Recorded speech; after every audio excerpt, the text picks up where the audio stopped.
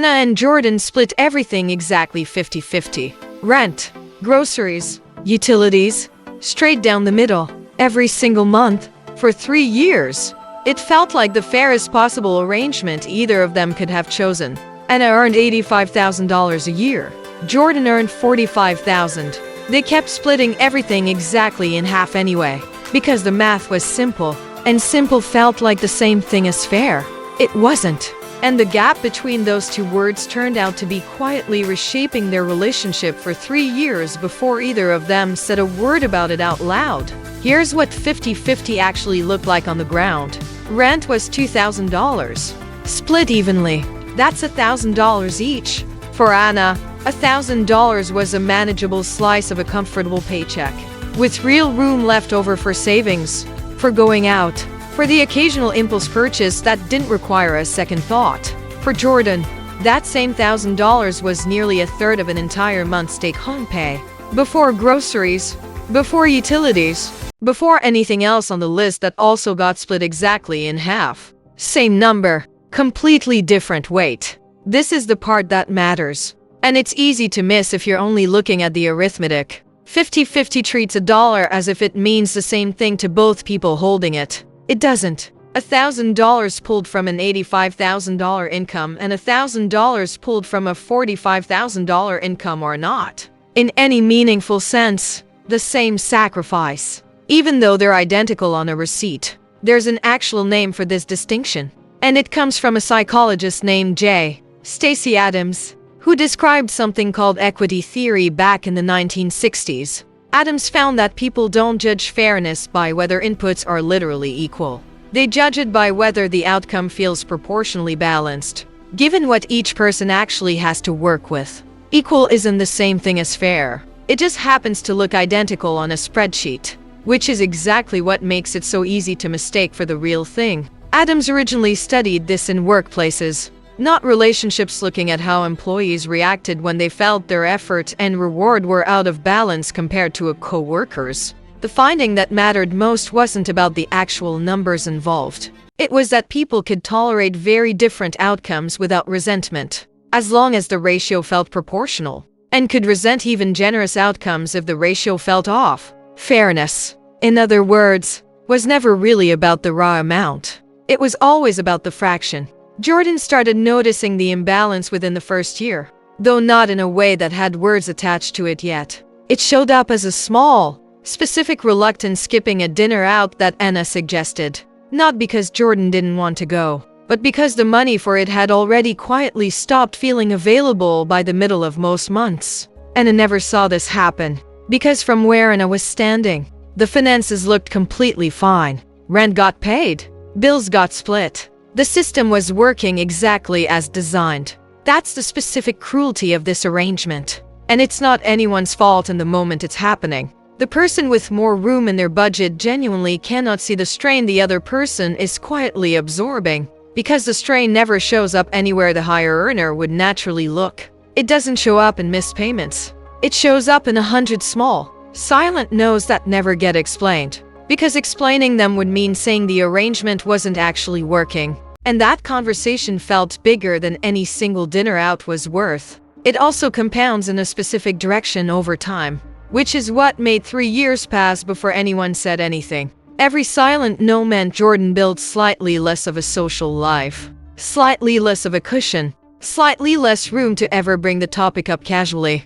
Because by year 2 it wasn't a small adjustment anymore, it was a pattern that would require explaining 3 years of unspoken tension all at once, which felt like a much bigger conversation than either of them wanted to start on a random Tuesday. Jordan didn't want to seem like the partner asking for a discount on the relationship.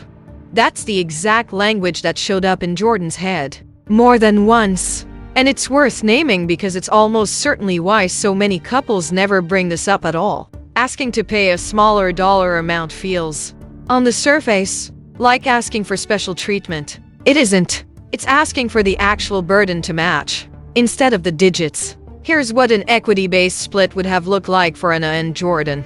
And the math is genuinely simple when someone's willing to do it. Combined, they earned $130,000 a year.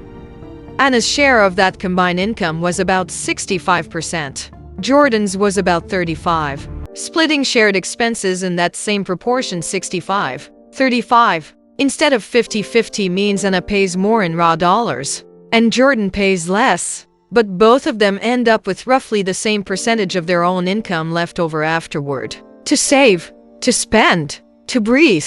That's the actual target. Not equal dollars leaving each account. Equal room left in each life. Once the shared bills are gone, this isn't a story about Anna being wrong, or selfish, or careless. Anna suggested 50-50 in year one for a completely reasonable reason. It felt like the version of splitting bills that couldn't be accused of favoritism. The neutral option, the one that required no judgment calls about anyone's specific number. That instinct makes complete sense. It's also exactly how a genuinely fair-minded person ends up running an unfair arrangement for 3 straight years, without ever intending to. The conversation that finally changed things wasn't dramatic. Jordan mentioned, almost as an aside, that going out felt tight most months. And Anna, hearing the actual number Jordan was working with for the first time in 3 years, said the sentence that ended up fixing it. I had no idea it felt like that. Not defensiveness. Not guilt. Exactly. Just a genuine gap in information that neither of them had thought to close. Because the system looked fine from the side that had more room in it. They switched to proportional splitting the following month. Nothing else about their relationship changed. The math simply started matching the actual weight each dollar carried. Instead of pretending every dollar weighed the same regardless of whose account it came from. It's worth being clear about what this isn't. It isn't an argument that the higher earner should simply pay for everything, or that money conversations in relationships are always this specific issue. Plenty of couples split evenly, and it genuinely is fair, because their incomes sit close enough together that the proportional math barely differs from 50-50 anyway. The problem was never the number 50. The problem was applying it automatically, as a default, without ever checking whether the actual gap between two incomes made that default quietly unfair. If you split shared expenses with a partner, roommate, or anyone else, this is worth an honest look. Not because 50-50 is always wrong, but because it's only actually fair when both incomes are close enough that the difference doesn't matter. When they're not, equal and fair quietly stop meaning the same thing, and almost nobody ever checks which one they've actually been running.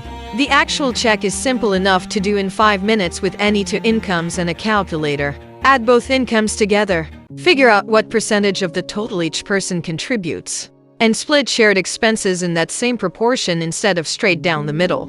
It won't always land somewhere dramatic. Sometimes it confirms 50-50 really was fine all along, but the only way to actually know that, instead of just assuming it, is to run the number once instead of trusting that equal always means fair by default. If this changed how you think about splitting things evenly, subscribe, because next week, we're covering the exact reason two people can read the same financial advice and walk away with completely opposite conclusions about what it means for them. Same honest stories, same simple truth. See you in the next one.